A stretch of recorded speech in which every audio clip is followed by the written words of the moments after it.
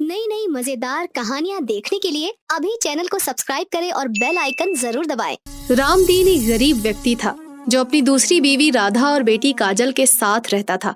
रामदीन हमेशा सुबह 6 बजे फैक्ट्री के लिए निकलता और रात के 10 बजे ओवर टाइम लगाकर घर आया करता।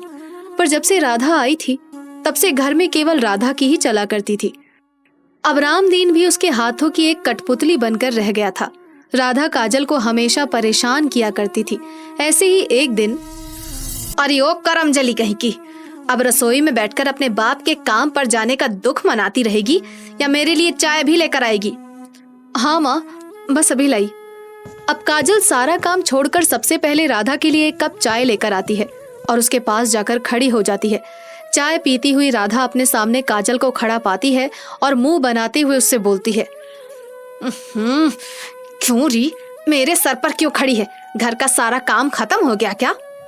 नहीं माँ, पर मैं जल्दी से घर का सारा काम खत्म कर लूंगी। अरे जब घर का काम खत्म नहीं हुआ तो फिर मेरे सर पर क्यों खड़ी है? अरे जाकर काम क्यों नहीं करती?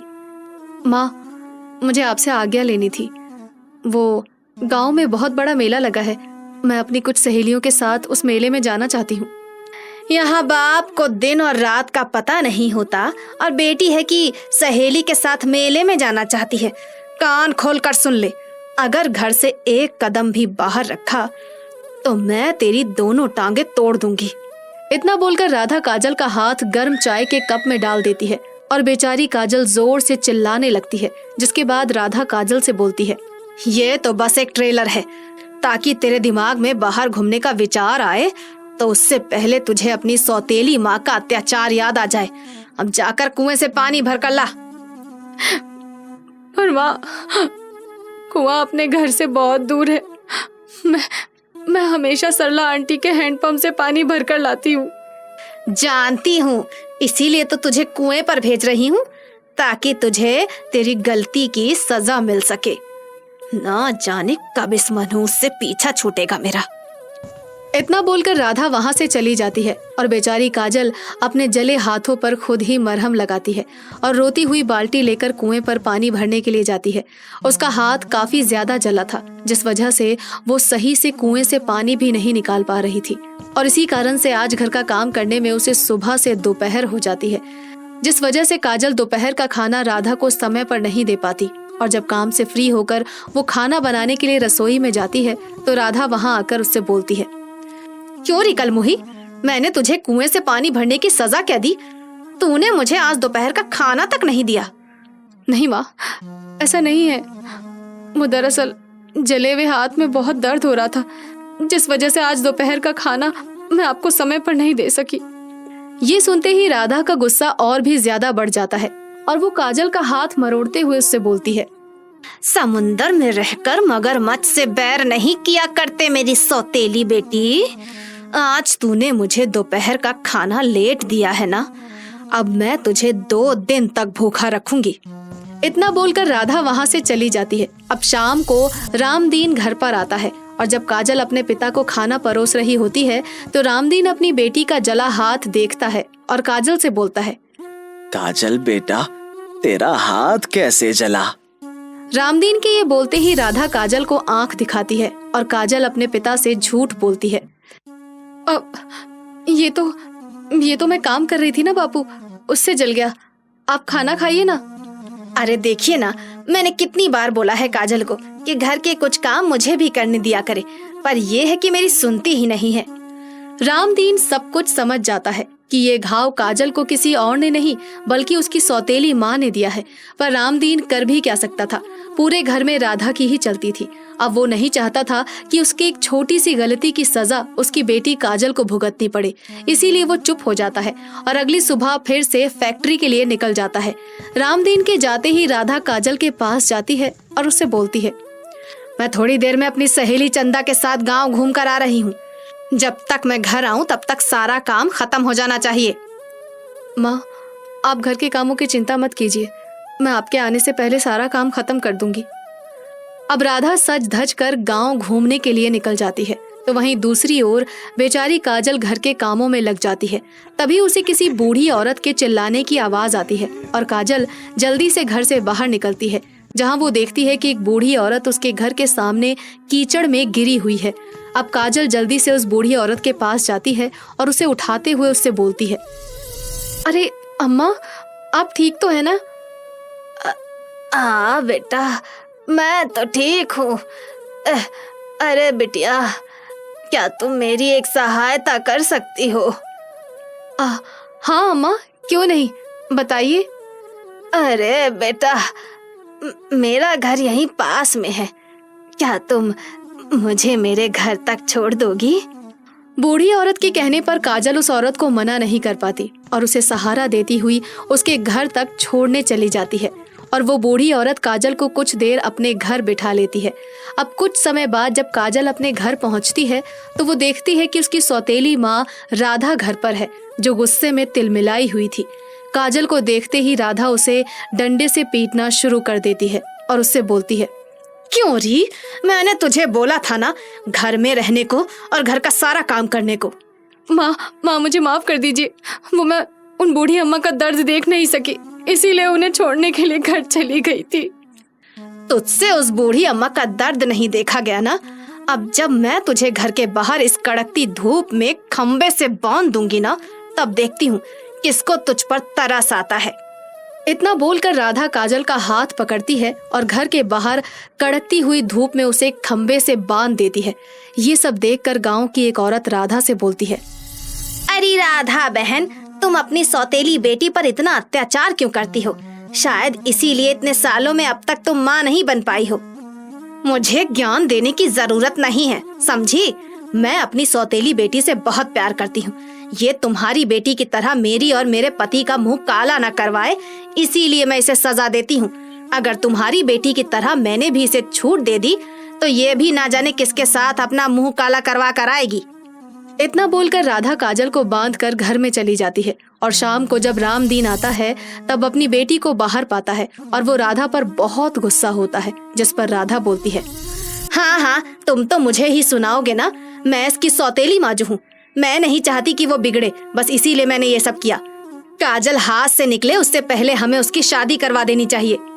इस तरह से राधा मगरमच्छ के आंसू लेकर बैठ जाती है और रामदीन को काजल की शादी के लिए मना लेती है। ऐसे ही कुछ दिन बीत जाते हैं और एक दिन राधा काजल के लिए एक लड़का देखती है जो कि काजल से उम्र में 15 साल बड़ा था और उसकी एक औलाद भी थी। जब उस लड़के के बारे में रामदीन को पता चलता है तो वो राधा से बोलता है, नहीं राधा, मैं उस लड़के से अपनी काजल की शादी नहीं करूंगा। मेरी काजल अभी सिर्फ 20 साल की है और वो लड़का मेरी काजल से 15 साल का बड़ा है, ऊपर से एक बच्चे का बाप भी है। आप भी तो मुझसे उम्र में काफी बड़े थे और आप भी तो एक बच्ची के बाप ही थे ना, पर फिर भी मैंने आपसे शादी की ना। राधा एक नंबर की लालची औरत थी, उसे तो बस पैसे से मतलब था और काजल की शादी उस लड़के से करवाने पर उसे काफी पैसा भी मिलने वाला था। बस इसीलिए वो काजल की शादी उस लड़के से करवाना चाहती थी। पर वो कहते हैं ना, जिसके साथ भगवान होता है उसका कोई कुछ नहीं बिगाड़ सकता।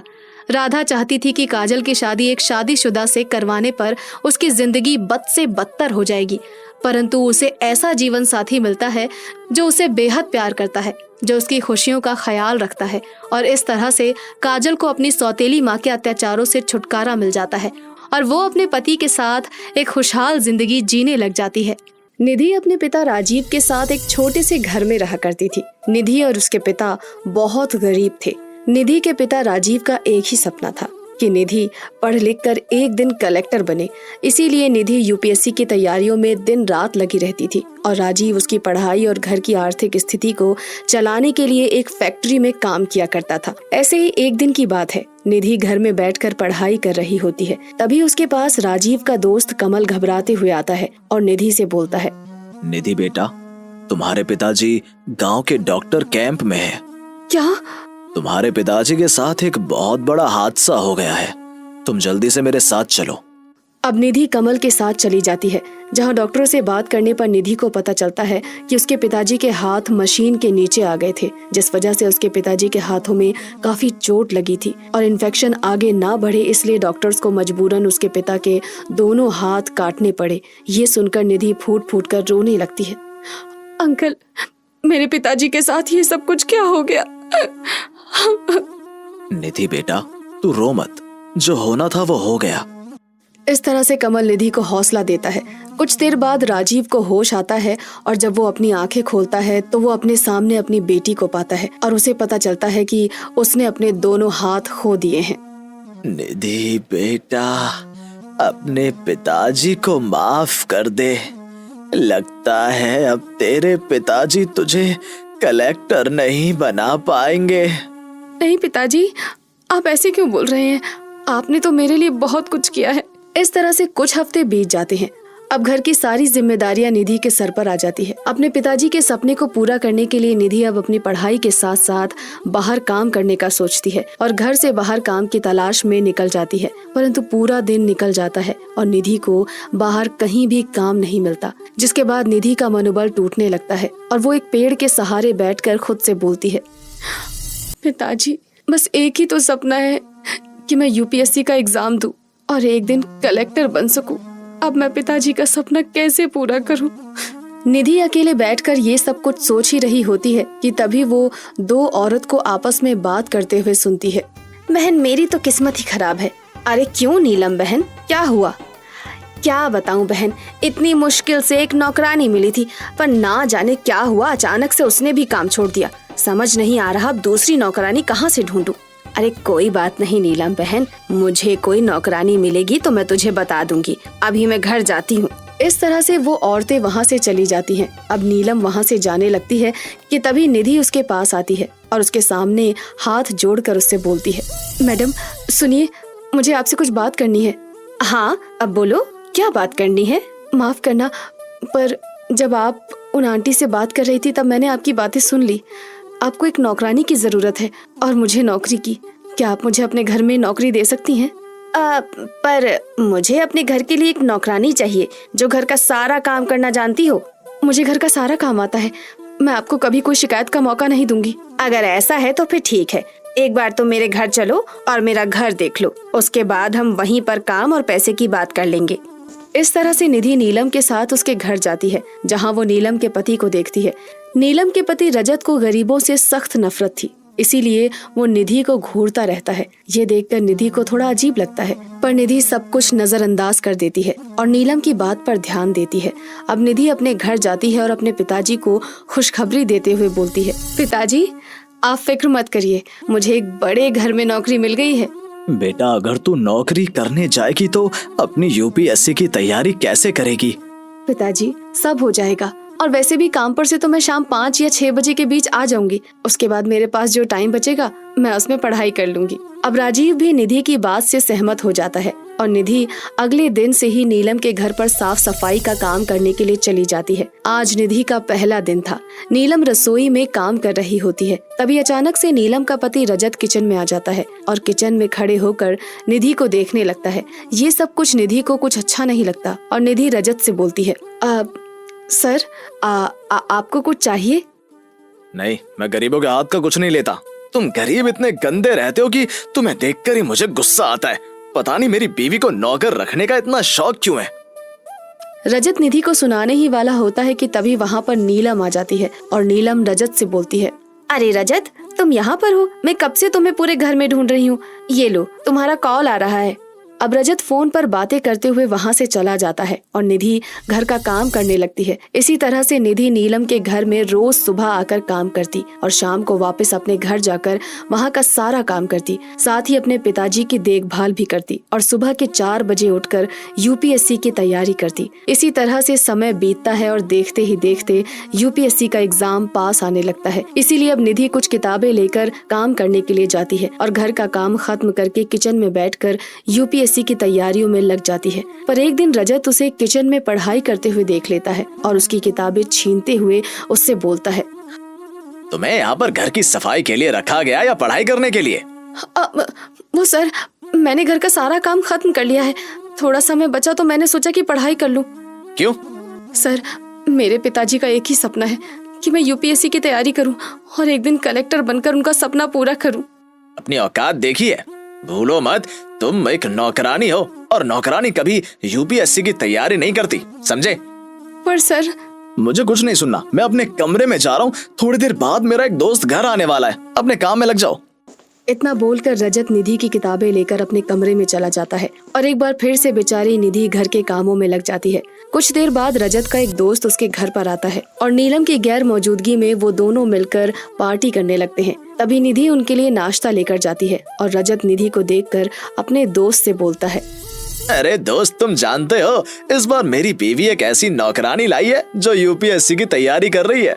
इन मैडम जी को कलेक्टर जो बनना है। अच्छा, तो ये नौकरानी कलेक्टर बनेगी और इसके ऑफिस के बाहर खड़े होकर हम इसे सलाम ठोकेंगे। आहा, इसके बूढ़े बाप का सपना जो है, कहीं ऐसा ना हो इस नौकरानी और इसके बाप का सपना सपना ही रह जाए। इस तरह से रजत और उसके दोस्त निधि और उसके पिताजी का मजाक बनाने लगते हैं। निधि से अब और बर्दाश्त नहीं होता और वो गुस्से में रजत और उसके दोस्त से बोलती है, बस बहुत हो गया, मैं अपनी बेइज्जती बर्दाश्त कर सकती हूँ पर अपने पिताजी की नहीं। मेरे पिताजी का सपना है कि मैं एक कलेक्टर बनूं और मैं अपने पिताजी का सपना पूरा करने के लिए कुछ भी कर सकती हूँ। देख लेना तुम सब, एक दिन यही नौकरानी यूपीएससी की परीक्षा पास करेगी और तुम सब। हम सब क्या तेरे पास आएंगे, तेरे सामने हाथ पैर जोड़ने? हाँ, नौकरानी भूल मत कि तू एक नौकरानी है, समझी? इस तरह से रजत निधि को काम से निकाल देता है। निधि लोगों के ताने और जिल्लत सहती है पर फिर भी वो अपनी हिम्मत को टूटने नहीं देती और यूपीएससी की परीक्षा देती है। निधि परीक्षा में दूसरे स्थान पर आती है और बहुत जल्द एक दिन वो एक कलेक्टर बन जाती है। कलेक्टर बनने के बाद रजत अपने उसी दोस्त के साथ कलेक्टर से मिलने आता है, जहाँ रजत की मुलाकात कलेक्टर के रूप में निधि से हो जाती है और रजत निधि को देखकर हैरान हो जाता है और निधि रजत और उसके दोस्त से बोलती है, वो कहते हैं ना, कभी कभी हमारी जुबान पर साक्षात माँ सरस्वती विराजमान होती है। देखो, आज मैं कलेक्टर बन गई और तुम लोग मेरे पास अपनी सिफारिश लेकर आए हो। देखो, अगर तुम हमारा काम कर दो, हम तुम्हें मुंह मांगी रकम देंगे। मैं तुम्हारी ये सिफारिश खारिज करती हूँ, इसलिए नहीं क्योंकि मुझे तुमसे बदला लेना है, बल्कि इसलिए क्योंकि तुम आज भी गलत रास्ते पर चल रहे हो। अगर तुम रिश्वत की बात नहीं करते तो मैं शायद तुम्हारी बात भी सुन लेती। अब इससे पहले कि मैं पुलिस को अंदर बुलाऊं, उससे पहले तुम दोनों यहाँ से दफा हो जाओ। इस तरह से निधि अपनी कड़ी मेहनत के दम पर अपने पिताजी का सपना पूरा कर लेती है और साथ ही अपने साथ हुए अपमान का बदला भी ले लेती है। काव्या एक अमीर घर की लड़की थी जो अपने घर में अपनी माँ भाभी निशा और भाई सुरेश के साथ रहा करती थी। काव्या अमीर जरूर थी पर फिर भी उसमें अमीरी का रत्ती भर भी घमंड नहीं था। ऐसे ही एक दिन काव्या कॉलेज जाने के लिए तैयार हो रही थी कि तभी उसकी भाभी निशा वहाँ आती है, जिसे अपने अमीर होने पर काफी घमंड था और काव्या को तैयार होता देख उससे बोलती है, क्या बात है, आज बड़ा ही मेकअप वेकअप किया जा रहा है, गांव का कोई अमीर लड़का पसंद आ गया है क्या? क्या भाभी, ऐसा कुछ नहीं है, वो तो आज कॉलेज में एक छोटा सा फंक्शन है, बस इसीलिए तैयार हो रही थी। अच्छा, ऐसी बात है। जी भाभी। अच्छा भाभी, मैं चलती हूँ, मुझे कॉलेज के लिए लेट हो रहा है, बाय। इस तरह से काव्या कॉलेज के लिए घर से निकल जाती है और काव्या कॉलेज न जाकर एक छोटे से आम के बाग में जाती है, जहाँ नील नाम का एक लड़का काव्या का इंतजार कर रहा होता है। काव्या के आते ही नील काव्या को गले लगाता है और उससे बोलता है, काव्या, तुम कहाँ रह गई थी? तुम जानती हो मैं कब से तुम्हारा यहाँ अकेले बैठकर इंतजार कर रहा था। मैं सब जानती हूँ पर क्या करूँ, जैसे ही घर से निकलने लगी वैसे ही भाभी आ गई और वो मुझसे सवाल जवाब करने लग गई। तुम्हें अपने घर वालों के सवालों का और जवाब ना देना पड़े, इसीलिए तो मैं तुम्हें बोल रहा हूँ कि हम शादी कर लेते हैं। तुम्हें बोलो तो मैं कल ही तुम्हारे घर माँ को लेकर आता हूँ रिश्ते की बात करने के लिए। अरे पहले मुझे तो अपने घर वालों से बात करने दो। अच्छा ठीक है, तुम्हारे पास पूरे 24 घंटे हैं।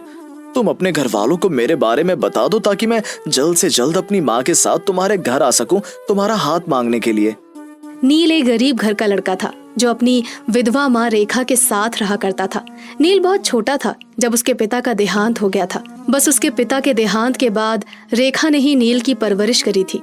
नील काव्या से बहुत प्यार करता था और काव्या को भी कोई फर्क नहीं पड़ता था कि नील गरीब है या अमीर। अब काव्या अपने घर जाकर अपनी माँ और भैया भाभी को नील के बारे में बताती है, जिस पर काव्या का भाई काव्या से बोलता है, अब हमारी बहन ने अपने लिए लड़का पसंद किया है तो जरूर उसमें कोई बात होगी। हमें इस रिश्ते से कोई ऐतराज नहीं है, बस तुम कल नील को घर बुला लेना।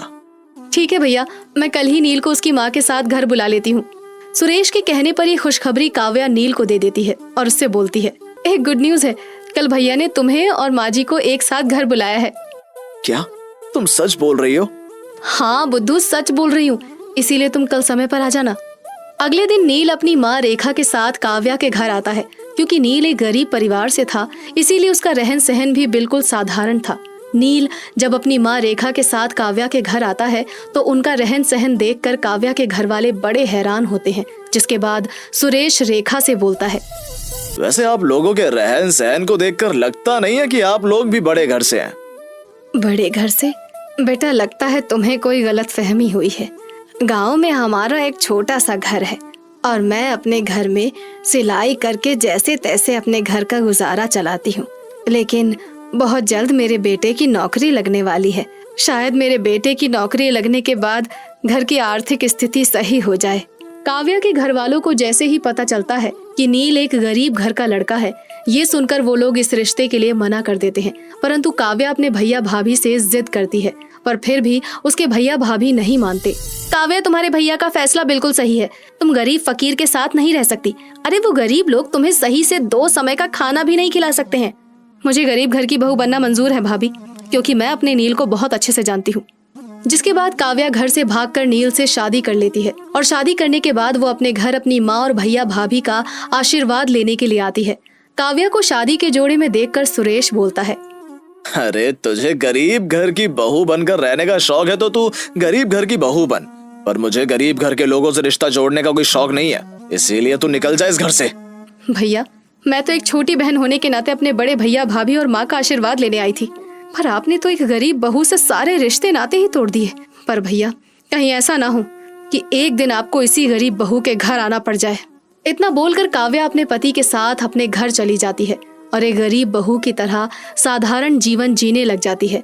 अब काव्या भी गांव की बाकी बहुओं के साथ मिलकर कुएं से पानी लेकर आती है और घर में चूल्हे पर खाना बनाया करती। रात को सबके खाने के बाद वो अपनी सास के पैर भी दबाती। ये सब कुछ देखकर एक दिन रेखा काव्या से बोलती है, बहू, हर लड़की का शौक होता है कि उसकी शादी एक बड़े घर में हो, पर हमारी गरीबी की वजह से तुझे एक गरीब बहू बनकर ही रहना पड़ गया। माँ जी, जहाँ प्यार और अपनापन होता है उस घर में गरीबी की कोई जगह नहीं होती, और गरीब बहू होने के बाद भी मैं अमीर घर की बहुओं से ज्यादा खुश हूँ। इस तरह से काव्या एक गरीब बहू बनकर अपनी जिंदगी जी रही होती है। तो वहीं दूसरी ओर नील भी काफी मेहनत करता है ताकि वो काव्या को कभी किसी चीज की कमी ना होने दे। अब इसी तरह से कुछ महीने बीत जाते हैं और एक दिन काव्या की एक सहेली काजल का फोन आता है। अरे यार काव्या, तू आजकल कहाँ रहती है? तुझे मालूम है, अभी लास्ट टाइम हम सारे फ्रेंड्स गांव से बाहर घूमने के लिए गए थे। हमने तुझे भी कांटेक्ट किया था, पर तूने कोई जवाब ही नहीं दिया।